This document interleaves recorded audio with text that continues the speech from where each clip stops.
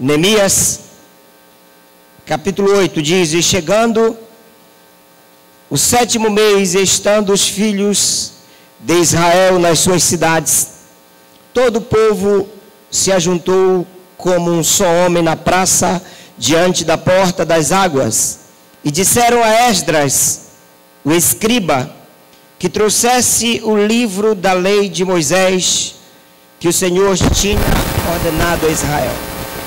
E Esdras, o sacerdote, trouxe a lei perante a congregação, assim de homens como de mulheres, e de todos os sábios, para ouvirem no 1º dia do 7º mês. E leu nela diante da praça que está diante da porta das águas, desde a alva até ao meio-dia, perante homens e mulheres e sábios, e os ouvidos de todo o povo estavam atentos ao livro da lei. Amém? Glória a Deus. O tema da mensagem é avivamento e sede da palavra. Avivamento e sede da palavra. A partir do capítulo 8 do livro de Neemias, começa então o avivamento. Eu falei para vocês que em 3 momentos da história de Neemias, o Espírito Santo, ele se move, trazendo reconstrução, avivamento e, por fim, reforma. E começa aqui o avivamento, porque o povo se volta para a lei do Senhor. O povo se volta para a palavra de Deus. E quando o povo se volta para a palavra de Deus, tem-se o avivamento. Então, avivamento e sede da palavra. Qual o significado bíblico para avivamento? Avivar significa preservar ou manter vivo, manter a chama viva. A chama não pode apagar. Diga, a chama não pode apagar. Isso é avivamento. Avivamento é purificação, é uma volta à santidade. Avivamento é corrigir algo que é prejudicial à vida, é tirar todo o pecado, é tirar todo o mal do meio do povo, é revitalizar, é insuflar a nova vida de Deus, é reviver, é revigorar, é revitalizar as energias.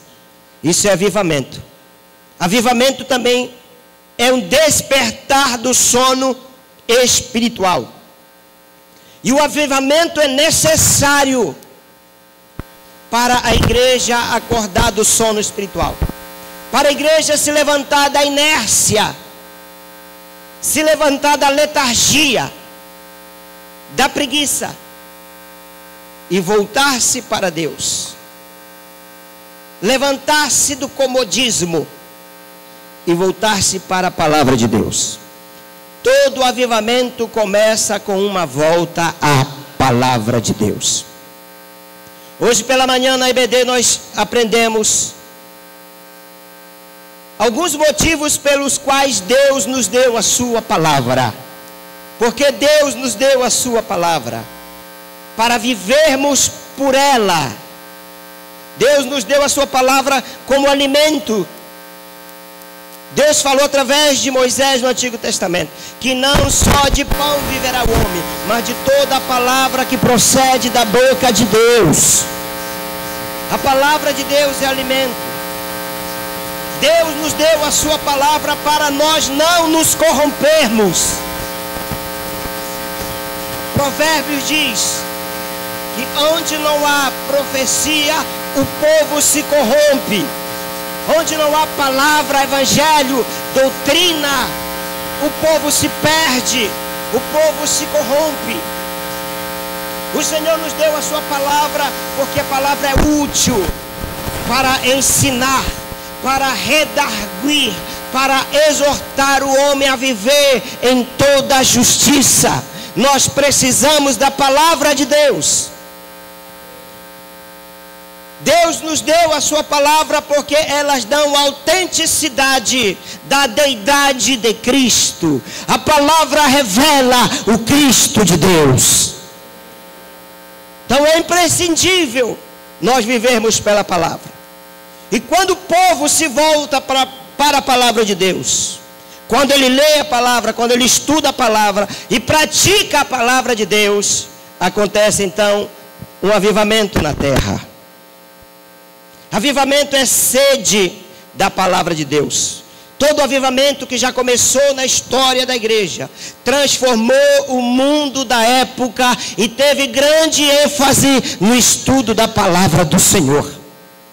Nos avivamentos passados, quando a igreja voltou-se para Deus, voltou a viver uma vida de santidade, voltou para a palavra, as pessoas tinham sede da palavra de Deus. Nos botequins, nos bares, nas mesas de bares, as pessoas estavam lendo a Bíblia, estudando a palavra de Deus. Muitos bares se fechavam por falta de clientes, porque o povo se voltou para Deus. As pessoas se voltaram para a doutrina dos apóstolos, para a ortodoxia, para a verdadeira doutrina, pregada por homens comprometidos com o Evangelho. Os avivamentos foram marcados por grandes pregadores, que não entretinham o povo, mas que pregavam o verdadeiro Evangelho. O Evangelho da cruz, começando por João Batista, por Pedro, por Estevão, Paulo, Lutero, John Wesley, Charles Finney, Moody, Jonathan Edwards, George Whitefield, Spurgeon. Spurgeon pregava e dizia que os pastores são para alimentar as ovelhas, porque eles não são palhaços para entreter os bodes.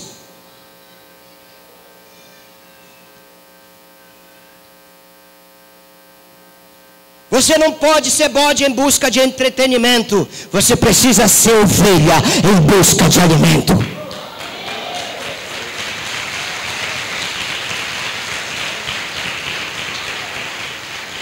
Aleluia. Quando vem o avivamento, a nação é transformada. A vida das pessoas da sociedade são transformadas. Em muitos lugares os vícios desapareceram. Os índices de criminalidade baixaram, porque o povo estava vivendo a justiça contida na palavra de Deus. A verdade liberta, meus irmãos. É por isso que nós precisamos da palavra de Deus, porque a verdade liberta. Diga, a verdade liberta. Jesus disse: conhecereis a verdade, e a verdade os libertará. A Bíblia afasta o homem do pecado. A Bíblia, a palavra de Deus, afasta o homem do pecado. Por outro lado, o pecado pode afastar o homem da Bíblia. Certa vez Moody disse: este livro te afastará do pecado, ou o pecado te afastará deste livro. Ou este livro te afastará do pecado, transformando você em uma nova criatura, ou o pecado te afastará deste livro. A palavra liberta. A palavra de Deus sempre foi a base para avivamentos. Avivamento não é só grito. Avivamento não é só barulho. Avivamento é uma volta à palavra de Deus. É sede da palavra de Deus. Nós não podemos abrir as nossas bocas e gritar e dizer: sejam bem-vindos à igreja do avivamento, ou sejam bem-vindos à terra do avivamento. Que avivamento é este? Que o povo não lê Bíblia, que o povo não estuda a palavra, que o povo não pratica a palavra de Deus. Que avivamento é este? Que a nossa cidade a cada dia mais aumenta o índice de criminalidade, de aborto, de pecado, de prostituição, de roubo, de assassinato, de morte. Que avivamento é este? Não é avivamento, é chavão de crente. Porque avivamento de verdade é uma volta à palavra de Deus. Quando a palavra de Deus é reencontrada, ela é reencontrada porque ela está perdida. Nos dias de Neemias, quando eles reconstruíram o muro de Jerusalém, depois que eles terminaram a reconstrução do muro, o escriba Esdras, o sacerdote Esdras, ele trouxe a palavra, ele trouxe a lei para ensinar, para ler com todo o povo se reuniu, desde a alva, desde o amanhecer até o meio-dia. É isso que nós fazemos aos sábados, vésperas da ceia. Nós nos reunimos desde as 6 da manhã até 1 da tarde para orarmos, para estudarmos a palavra de Deus. Foi isto que Neemias fez, e Esdras, o escriba, fez com o povo. Ele leu a palavra de Deus. Se você continuar lendo todo o capítulo 8, você vai ver que o povo adorou a Deus. O povo voltou a adorar verdadeiramente a Deus, porque quando ele é liberto através da palavra, ele adora verdadeiramente a Deus. Então a reconstrução dos muros de Jerusalém foi também a reconstrução da vida espiritual. E a reconstrução da vida espiritual começa pela palavra. Amém? Diga, a reconstrução da vida espiritual começa pela palavra. A propósito, quantos trouxeram hoje a sua palavra consigo? A palavra de Deus, sua Bíblia consigo? Poucos. Começa por aí a reconstrução, meus irmãos.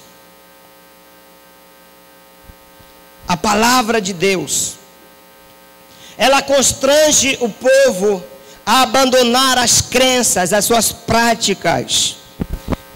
O avivamento de Éfeso, nos dias da igreja primitiva, levou o povo a abandonar as crenças na deusa Diana e a se voltar para Deus. Nos dias do apóstolo Paulo, quando ele saía em missões pregando o evangelho, a palavra diz, a Bíblia diz que a palavra de Deus crescia e prevalecia. A palavra de Deus prevalecia sobre o ocultismo, sobre a bruxaria. As pessoas traziam seus livros de artes mágicas e entregavam aos apóstolos para serem queimadas. E com isso diz que a palavra de Deus crescia e prevalecia, porque a palavra de Deus é poderosa. Ela prevalece sobre todo o ocultismo, sobre toda a bruxaria. A palavra de Deus, ela prospera quando o povo se volta para Deus através da sua palavra. Quando o povo se volta para Deus e vive a palavra na sua intensidade, grandes coisas acontecem. Pastor, por que não vemos essas coisas nos nossos dias? Por causa do baixo nível espiritual do povo de Deus. Esta é a resposta. Por causa do baixo nível espiritual do povo de Deus. A igreja pós-moderna é analfabeta na Bíblia. Embora nós estejamos vivendo a era da educação, a era do conhecimento, a era das grandes transformações, a era da tecnologia, mas a igreja pós-moderna é analfabeta em Bíblia. O Brasil é o maior produtor de Bíblias do mundo, mas a igreja brasileira é analfabeta na Bíblia. O povo não lê, o povo não estuda, não pratica a palavra de Deus. E este é o motivo pelo qual a igreja é tão fraca, porque não está se alimentando. A palavra é alimento. Horace Greeley, ele disse que é impossível escravizar a mente socialmente, teologicamente, filosoficamente, de um povo que lê a Bíblia. É impossível escravizar a mente de uma pessoa que lê a Bíblia, que estuda a Bíblia, porque a verdade liberta. Os princípios da palavra de Deus, meus irmãos, são os alicerces da liberdade humana. Em Oséias capítulo 4, versículo 6, Deus denunciou a ignorância do povo. Nós não podemos ser um povo ignorante. Nós precisamos entender, estudar e praticar a palavra de Deus. O Senhor disse: o meu povo foi destruído. Diga: falta de conhecimento é destruição. O meu povo foi destruído porque lhe faltou o conhecimento. Porque tu rejeitastes o conhecimento, também eu te rejeitarei. Diga: quando nós rejeitamos a palavra de Deus, nós somos rejeitados por Deus. Aqui. Porque tu rejeitaste o conhecimento, também eu te rejeitarei, para que não sejas sacerdote diante de mim. E no Novo Testamento a Bíblia diz que nós somos sacerdotes do Senhor, nação santa, povo de exclusividade de Deus, sacerdócio real. No entanto, o Senhor nos diz que se nós renunciarmos o conhecimento, o nosso sacerdócio será rejeitado por Ele. Para que não seja sacerdote diante de mim, visto que te esquecestes da lei do teu Deus, também eu me esquecerei dos teus filhos. Quantos aqui amam seus filhos? Amém? Se você rejeitar o conhecimento da palavra de Deus, além de você, os seus filhos também serão rejeitados. Os seus filhos serão rejeitados, serão esquecidos por Deus. A sua geração será esquecida por Deus, porque rejeitou a palavra. Nós não podemos ser ignorantes da Bíblia. A verdadeira ignorância não é a ausência de conhecimento, mas é o fato de recusar adquiri-lo. E o povo tem recusado adquirir conhecimento. Nós estamos, como eu falei, na era do conhecimento. Hoje tem Bíblia de todo tipo que você possa imaginar. Pastor, não gosto de ler. Tá bom, baixa em MP3. Baixa a Bíblia em MP3, Bíblia em áudio. E quando tu está trabalhando, varrendo a tua casa, cozinhando, fazendo alguma coisa no carro, tu coloca lá e ouve. Se tu não gosta de ler, pelo menos ouve. Serás indesculpável. Você vai numa livraria evangélica, tem Bíblia para estudo de todas as formas. Tem versões de todo jeito. O homem será indesculpável diante de Deus. Senhor, não tive acesso, a tua palavra não é verdade. Ignorância não é ausência de conhecimento, mas é recusa. É recusar o conhecimento. E quando o conhecimento é recusado, quando a palavra de Deus está perdida, nós vamos ver púlpitos pobres e ignorantes. Há uma pobreza nos púlpitos das igrejas. As doutrinas que são pregadas na igreja brasileira: primeiro, prosperidade; segundo, cura; terceiro, revelação; quarto, poder sem arrependimento;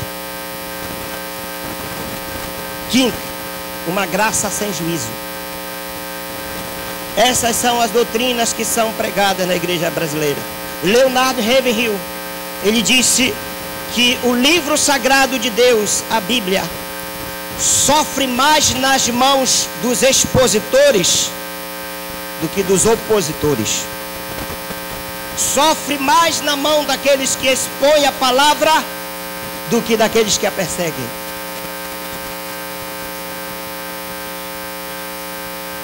Por quê? Porque os pregadores estão sonegando ao rebanho de Deus o rico alimento das Escrituras.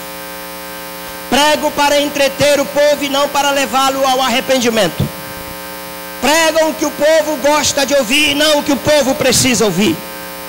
Pregam sobre os direitos do homem, mas não sobre a graça imerecida de Deus. pregam sobre os tesouros na terra e não sobre salvação eterna, sobre regeneração, sobre santificação, sobre vida eterna, sobre céu, sobre inferno. Quase que você não vê esse tipo de pregação. Quase que não pregam sobre o juízo de Deus, porque pregam aquilo que chama a atenção do povo. E o povo não quer saber de se arrepender. O povo não quer saber de santificação. O povo não quer saber de regeneração. O povo quer prosperidade. O povo quer promessa. O povo quer casa, quer carro, quer bênção. Tudo isso Deus tem para nos dar. Mas o interesse de Deus é primeiramente nos transformar. Primeiramente nos salvar. Nos regenerar. Nos santificar. Confrontar o nosso pecado. Porque se Deus te der casa, carro, empresa, abençoar os teus negócios, sem te levar ao arrependimento, você vai para o inferno. Porque casa, carro, negócios ficam aqui, não vão contigo. A vida eterna, para Deus, a vida eterna é o mais importante. Então por isso que há um baixo nível espiritual do povo de Deus. A igreja brasileira tem crescido para os lados, mas não tem crescido em profundidade. Ela tem sido superficial, rasa, imatura, tem sido até mesmo mundana. Alguém diz, eu procurei o mundo e o encontrei dentro da igreja. Eu procurei a igreja e a encontrei no mundo. Porque a igreja tem sido uma igreja mundana. Tem extensão, mas não tem profundidade. Tem números, mas não tem vida. É grande, mas ao mesmo tempo é fraca. Não causa impacto na sociedade. E ainda dizem, terra do avivamento. Que avivamento?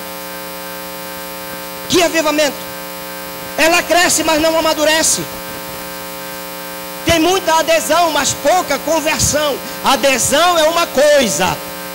Eu vim nessa igreja, eu gostei, eu quero ficar por aqui. Não, meu querido, você não pode pensar dessa forma. Você não pode pensar que você quer ficar por aqui. Você tem que se converter. Você tem que se arrepender dos seus pecados. Você tem que mudar de vida. Porque a nossa proposta não é fazer um grande ajuntamento. A nossa proposta é salvar pessoas. É levar pessoas ao arrependimento. A igreja brasileira tem gigantes na fé, mas falta santidade. Pastores que estão se divorciando sem motivo aparente, para casar com mulheres mais novas. Tem muitos líderes, mas falta lealdade. Tem muitos profissionais, tem muitos cantores, muitos músicos, mas falta verdadeiros adoradores. E Deus está interessado em verdadeiros adoradores. A igreja brasileira tem templos suntuosos, tem orçamento, tem estrutura, mas lhe falta a vida. Ela é como a igreja de Sardes, tem nome de que vive, mas no entanto está morta. Sabe por quê? Porque não está se alimentando da palavra. Aquilo que é substancial, aquilo que é a base da sobrevivência da igreja, é a palavra. A igreja não está se alimentando da palavra. Por isso que ela está fraca, está raquítica, sofrendo de inanição. Porque é uma substância que é vital para a sobrevivência. Porque a igreja tem priorizado outras coisas e não a palavra. É a TV dependência, é o celular dependência, a internet dependência, é o WhatsApp dependência. A pessoa pode esquecer o seu celular na sua casa, e quando ela esquece o seu celular, ai meu Deus, pelo amor de Deus, eu esqueci meu celular, e agora? As pessoas não conseguem viver sem celular. As pessoas não conseguem viver sem internet. As pessoas não conseguem viver sem TV. Mas conseguem viver sem sua Bíblia. Consegue viver sem a palavra. Porque afinal de contas, não faz falta. Mas o celular faz. O celular faz falta. Quando esquece o celular, fica preocupado, fica apreensivo. Essa é a realidade. É dura, mas é verdade. É dura, mas é bíblica. É confrontadora e leva para o céu. Em muitos templos e em muitos púlpitos, a palavra de Deus está perdida. Foi assim nos dias do rei Josias. Lá no Antigo Testamento, segundo Crônicas. Vamos ler segundo Crônicas, capítulo 34, 14 e 15. Coloca aí, Wagner, para nós, por gentileza.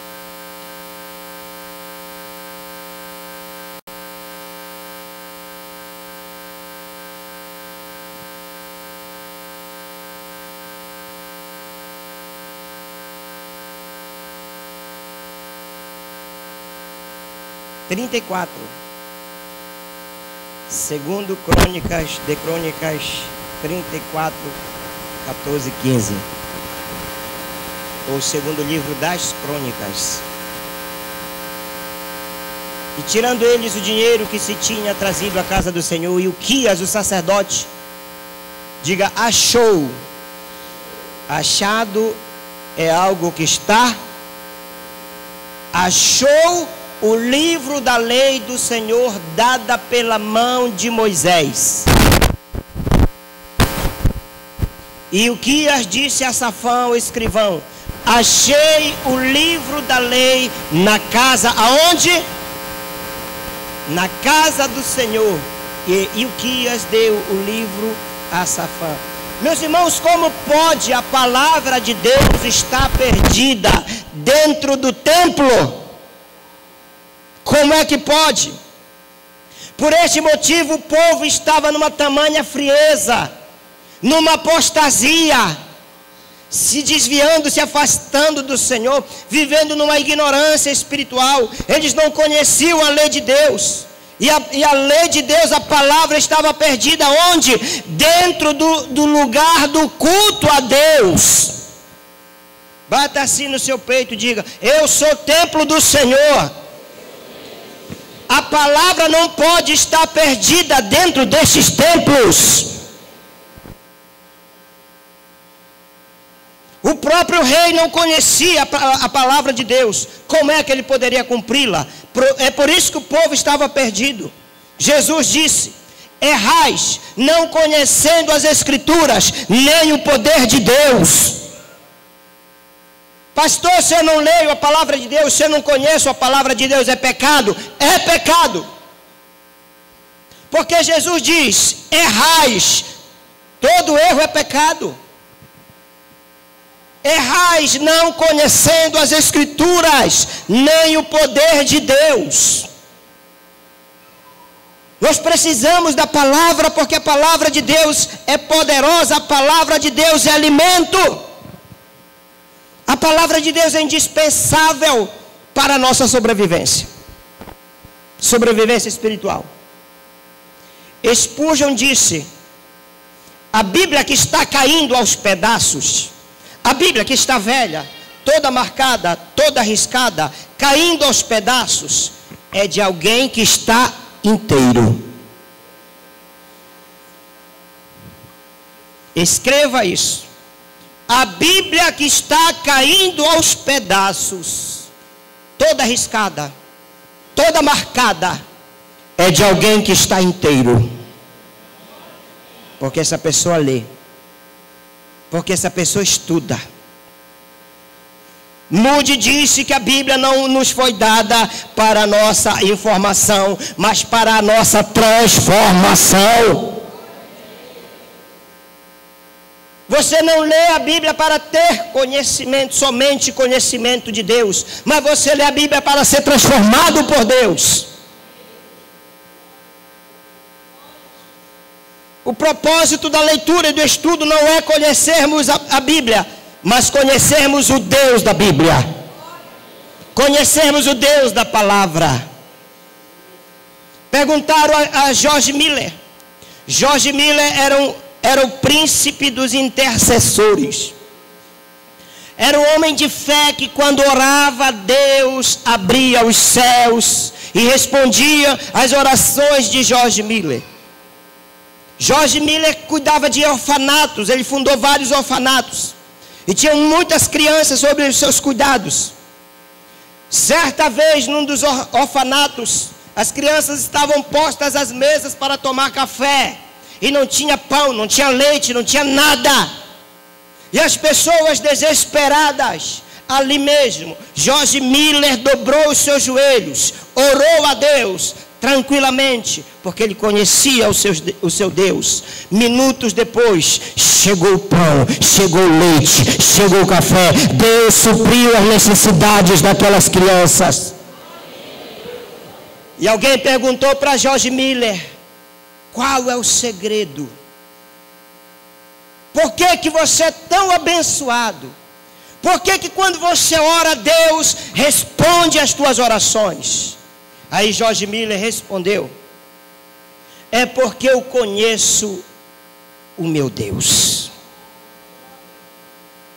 Eu já li a minha velha Bíblia 100 vezes de joelhos. É porque eu já li a minha velha Bíblia 100 vezes de joelhos. Este é o segredo. A palavra de Deus é poder. A palavra de Deus nos dá poder. Amém? Glória a Deus. A palavra de Deus é como um espelho. Quando você abre a Bíblia, ao mesmo tempo que você está abrindo a palavra de Deus, ela também está nos abrindo. Quando nós lemos a palavra de Deus, ela, por sua vez, também nos lê. Ela faz um raio-x de nós. Ela mostra com detalhes como é que nós estamos. Precisamos da Bíblia, meus irmãos, para sermos salvos, para sermos santos, para sermos sábios. Precisamos da Bíblia, precisamos da palavra de Deus. Quando o homem crê na Bíblia, ele é salvo. Na década de 60, na Rússia,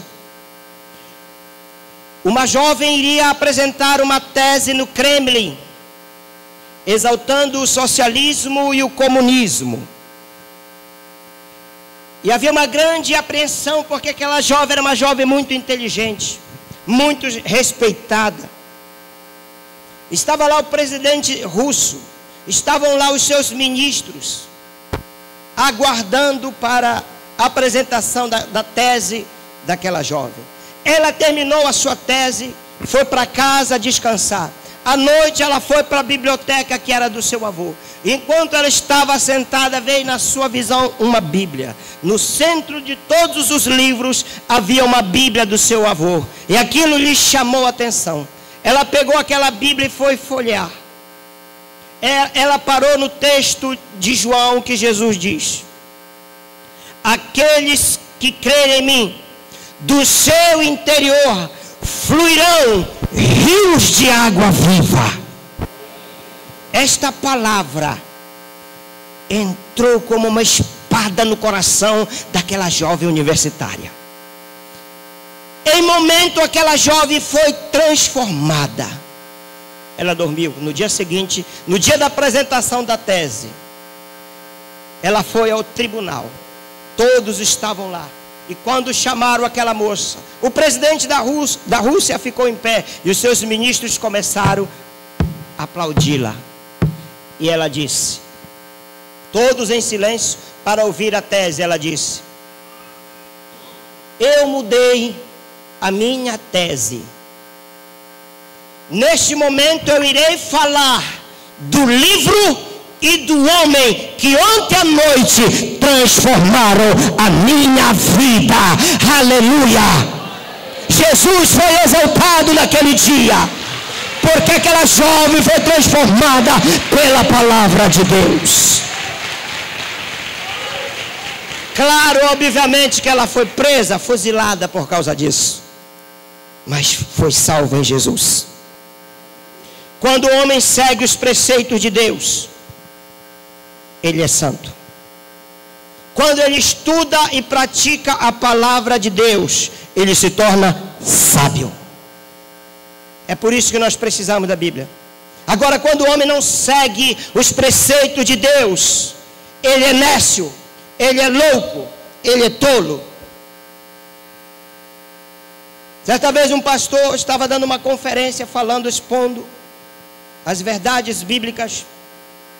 Aí chegou com ele um cientista e disse: não nos fale da Bíblia, não nos fale dessas mentiras, nós não cremos em nada a respeito do que está escrito nesse livro. O pastor olhou para ele e disse: ah, é? Ok, que pena.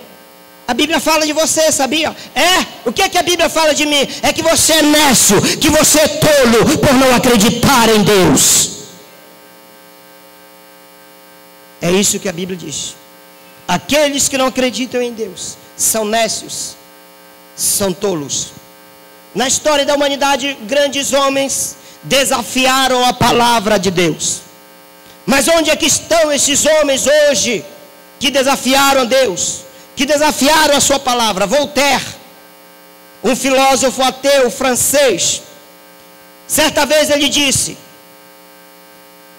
daqui a um século não haverá mais cristianismo, não haverá mais uma Bíblia sequer no mundo. Meu querido, mexer com Deus é perigo na certa. Ele diz: daqui a um século não haverá mais Bíblias na terra. A ironia das ironias. 100 anos depois, na casa de Voltaire, funcionava uma imprensa. E ali na casa de Voltaire foram impressos 1 milhão de novos testamentos. Aquele que diz que com 100 anos não existia uma Bíblia na terra, 100 anos depois, na casa dele foram impressos 1 milhão de novos testamentos. Com Deus não se brinca, meus irmãos. Em 1985, na Conferência Mundial do Islã, Ayatollah Khomeini disse: vamos destruir o cristianismo e derrotaremos Jesus. Colocou na faixa bem grande na entrada: vamos destruir o cristianismo e derrotaremos Jesus. Hoje, onde Ayatollah Khomeini está? Atolado no inferno. Onde estão os homens que desafiaram Deus? Darwin,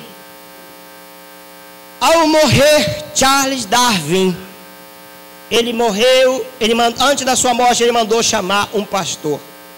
E ele morreu apertando uma Bíblia ao seu peito, dizendo: como eu fui tolo. Eu escrevi tantas mentiras, eu escrevi tantas bobagens. Como eu me arrependo de não ter conhecido a palavra de Deus. É o que acontece com os tolos. Deus preservou ao longo dos séculos as sagradas escrituras para chegar até nós. Jesus falou: passará o céu e a terra, mas as minhas palavras não passarão. Reinos, impérios, poderes, ditadores passaram, caíram, sucumbiram. Impérios poderosos e homens poderosos sucumbiram, mas a palavra de Deus permanece até hoje e permanecerá para sempre. Meus irmãos, o julgamento de Deus, ele será severo para quem ignorar a Bíblia, para quem ignorar a sua palavra. Sabe por quê? Porque muitos crentes pagaram com a própria vida a causa da palavra. Muitos homens no passado foram perseguidos por causa da palavra. Muitos homens no passado foram para a fogueira por causa da palavra. E essa geração que tem ignorado a palavra de Deus irá prestar conta por causa da sua ignorância.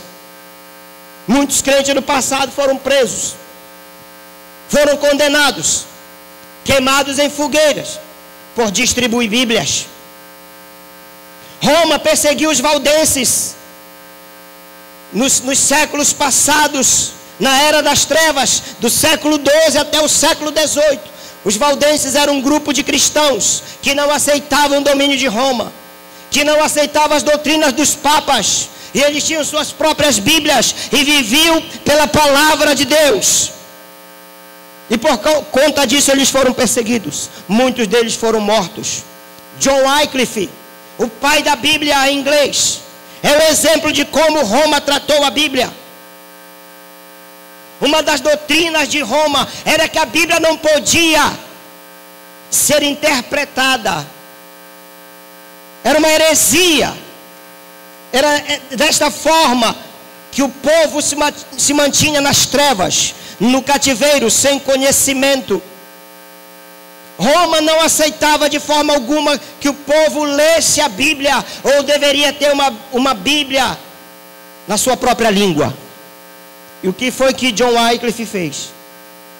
Ele traduziu, fez a primeira tradução da Bíblia para o inglês.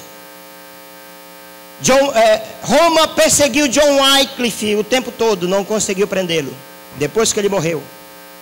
Alguns anos depois, seu corpo foi desenterrado e os seus ossos queimados por Roma, por causa da tradução da Bíblia. William Tyndale, o outro a traduzir a Bíblia do grego e hebraico para o inglês.